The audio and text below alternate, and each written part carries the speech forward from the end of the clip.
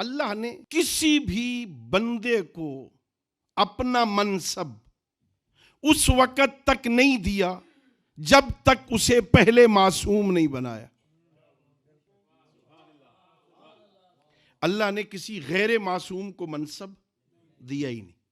اللہ نبی بناتا ہے, اللہ رسول بناتا ہے, اللہ امام بناتا ہے.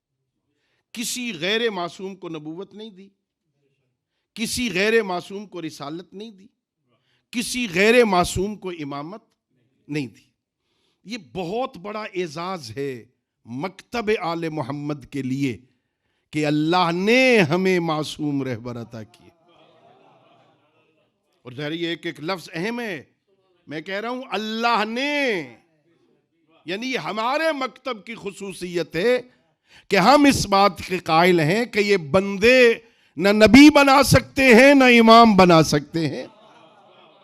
نبی بنانا بھی اللہ کا کام ہے, امام بنانا بھی اللہ کا کام ہے. اور اس کی وجہ ہے, ہمارے پاس دلیلیں ہیں.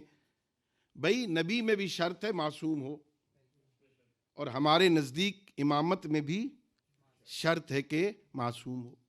یہ عصمت ہوتی کیا ہے؟ ایک ہوتی ہے عدالت, ایک ہوتی ہے عصمت. عدالت ملکۃ یقتدر بہا علی ترک المعاصی. یہ عدالت ایک ملکہ ہوتی ہے جس ملکہ کی وجہ سے بندہ گناہ کو ترک کرنے پہ قادر ہوتا ہے.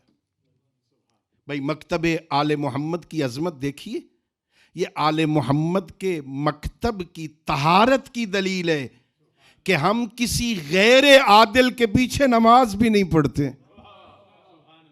ہمارے ہاں پیش نماز میں شرط ہے کہ وہ عادل ہو. اچھا میں اپنے خلاف ایک مسئلہ بتا دوں, یہ پیش نماز میں عالم ہونا شرط نہیں ہے.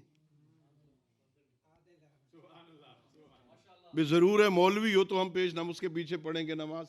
عالم ہونا شرط نہیں ہے, عادل ہونا شرط ہے. عادل ہونا چاہیے. عادل آپ بھی ہو سکتے ہیں, جو گناہ کبیرہ نہ کرے. جی ہاں, گناہ کبیرہ نہ کرے, گناہ صغیرہ پہ اصرار نہ کرے, وہ ہوتا ہے عادل. اور یہ پریکٹس سے ہوتی ہے.